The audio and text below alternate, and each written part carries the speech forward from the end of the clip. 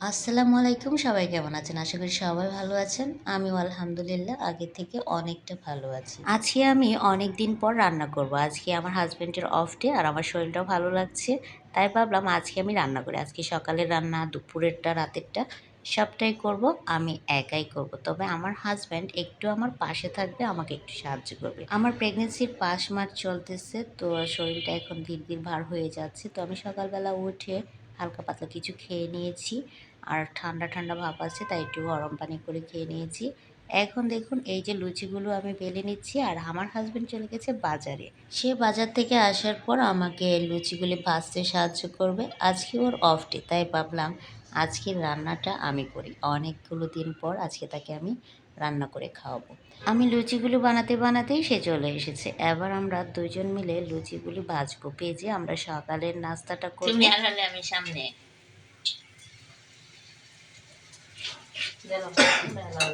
না আগে দেওয়া হয়েছে এটার দিকে যাও। ৪ মাস আমি একটানাই বিছানায় পড়েছিলাম। তখন সে আমার খাবার-দাবার থেকে সম্পূর্ণ কিছু খেয়াল রেখেছে। এখন যেহেতু একটু, একটু চলাফেরা করতে পারি, তাই ভাবলাম একটু কিছু কাজ করি। তাহলে হয়তো শরীরটা ভালো থাকবে। কিন্তু শরীরের ব্যথাটার জন্য কাজগুলো করতে কষ্ট হয়। তবে আমার প্রতিটা কাজে সে আমাকে সাহায্য করে। আমি যেহেতু এখন একটু মাছ খেতে পারি, আমার পছন্দের জিনিস বলে সে আমার জন্য বাজারে গেলেই মাছ নিয়ে আসবে অল্প করে। কাটতে খুব কষ্ট হয় বলে অল্প করে নিয়ে আসে। আর একটা সময় এগুলি কাটা কোনো ব্যাপার ছিল না। লুচিটা ভাজা হয়ে গিয়েছে, তো ডিমের তরকারি দিয়ে এবার আমি লুচিটা তাকে গুছিয়ে পরিবেশন করব। আমি প্রথমবারের মতো ডিমের তরকারি দিয়ে লুচি খাচ্ছি, কিন্তু এর আগে সবসময় মাংস দিয়ে খেয়েছি, কখনো আমি ডিমের তরকারি দিয়ে খাই নাই। দেখবো কেমন লাগে। কেমন লাগতেছে বলো? বলবা না? অনেক মজা। অনেকদিন পর জমিয়ে খাচ্ছি দুদিন ডিম। পর পর অনেক কিছু ভালোই লাগে। ডিম লুচি ডিমের তরকারি দিয়ে লুচি মনে হয় প্রথম খাইতেছি। আগে তো মাংস দিয়ে খাইছি খালি। হয় না মানুষের বন্ধু মানে হুম, মাংস দিয়ে খাইছি সবসময় লুচি। ডিমের তরকারিতে তো লুচি খাইছি না, ওইটা খাইতেছি। সরম একটু। আমরা দুজন একসাথে অনেকদিন পর ডাইনিংয়ে বসেছি খাওয়ার জন্য। সকালের নাস্তা করতেছি। আলহামদুলিল্লাহ, আল্লাহর কাছে লাখ লাখ শুকরিয়া। আমার শরীরে যে অবস্থা হয়েছিল, আল্লাহর রহমত আর আমার স্বামীর সেবায় আমি আলহামদুলিল্লাহ এখন পর্যন্ত বেঁচে আছি। দুজন গল্প করতে করতে সকালের নাস্তাটা শেষ করব। নাস্তাটা শেষ করে দুপুরের জন্য আমরা আয়োজন করা শুরু করব। আজকে আমার আন্টি আসবে দুপুরবেলা আমাকে দেখার জন্য। মজার বিষয় হলো আমি আজকে আন্টিকে পেঁয়াজ ছাড়া সব কিছু রান্না করে খাওয়াবো। পেঁয়াজ আর মাংস এই ২টা জিনিসের গন্ধ আমি কিছুতেই নিতে পারি না। পেঁয়াজ, মাংস, রসুন, আদা এগুলোর গন্ধ নিতে পারি না। এই যে দেখুন আমি ডিমের তরকারিটা খাচ্ছি, এটাতেও পেঁয়াজ, আদা, রসুন কোনো কিছুই নেই। খেতে কিন্তু মন্দ হয় না। সকালের নাস্তা করা শেষ আলহামদুলিল্লাহ। এবার আমি মাছগুলো কেটে নেব। এই কয়টা মাছ কাটতে যে আমার কি সময় লেগেছে কি বলবো। খুব কষ্ট হয় কাটাকাটি করতে, তারপরও আমি নিজেরটা নিজেই করি। তুমি লড়াও আস্তে করে দৌড়ে খালি বাড়ি বাড়ি শুরু কাটি। আমি হেরা পানি খাই এরকম করি।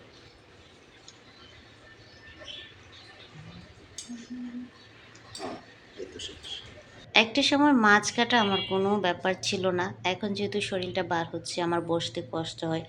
তাই আমি মাছগুলো এখন কাটতে পারি না। আমার কথা বলতেই কষ্ট হয় আর কাটাকাটি তো বুঝতেই পারতেছেন কি অবস্থা।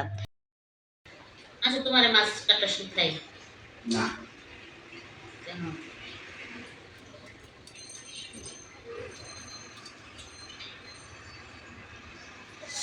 আমাকে ফোন দিয়ে বলল, বাইরে গিয়েছিল, আমাকে ফোন দিয়ে বলল যে মাছ আনবো, এই মাছগুলো উঠেছে, আমাকে নিয়ে আসো। দেখুন অল্প কয়টা মাছ এনেছে যাতে আমার কষ্ট না হয় আর তাড়াতাড়ি যাতে কাটতে পারি। আমি এদিক দিয়ে মাছ কাটতেছি আর ও আরামসে ডাইনিংয়ে বসে বসে মোবাইল দেখতেছে। অনেকদিন পর মনে হলো ও শান্তিতে নিঃশ্বাস ফেলতেছে, যেহেতু আমি কাজ করতেছি দেখে ওর খুব ভালো লাগছে। আমি একটু নড়াচড়া করতে পারতেছি, কাজ করতে পারতেছি, খাবার খেতে পারতেছি, তাই ওর খুব ভালো লাগতেছে। আমার কিন্তু এই কয়টা মাছ কেটে মনে হলো আমি কত কাজ করে ফেলেছি। যেহেতু টাটকা আছে আজকে শুধু এই মাছগুলোই রান্না করব। সব কয়টা মাছ রান্না করব, তবে বেগুন দিয়ে আলু দিয়ে। এই তো দেখুন আমার মাছ কাটা কোটা শেষ। এবার আমি মাছগুলো ধুয়ে নিচ্ছি। খুব পরিষ্কার করে সুন্দর করে ধুয়ে নেব।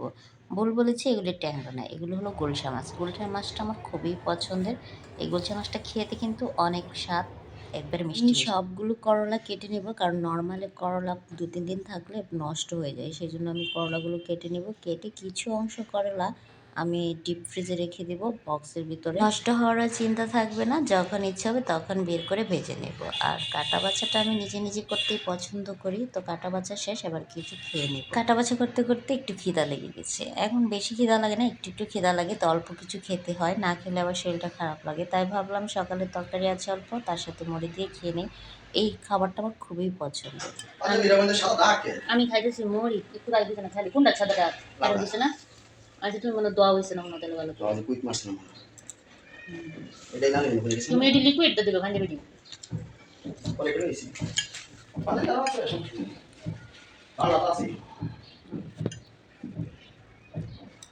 এই তো খাবার দাবার শেষ করে রান্নাবান্নাটাও শেষ করে ফেললাম। এখানে দেখুন লাউয়ের খোসার ভাজি করেছি আলু দিয়ে, এখানে করলা ভাজি করেছি, আলু আর করলা একসাথে ভাজি করেছি। আজকে আমি যেগুলি রান্না করেছি কোনোটাতে আমি পেঁয়াজ দিইনি, কারণ পেঁয়াজের গন্ধটা আমার কাছে বিশেষ সময়। এই তো গুলশা মাছের তরকারি রান্না করেছি বেগুন আলু দিয়ে, রান্না করে গোসল করতে গেছি, এসে দেখি আন্টি চলে এসেছে। দেখুন আন্টি আমার জন্য কতগুলো পিঠা বানিয়ে নিয়ে এসেছে। এবার সবাই মিলে একসাথে খেতে বসবো, দুপুরের খাবার খেতে বসবো। এই ছিল আজকের ব্লগটা, ভালো লাগলে শেয়ার করে দিবেন, ধন্যবাদ।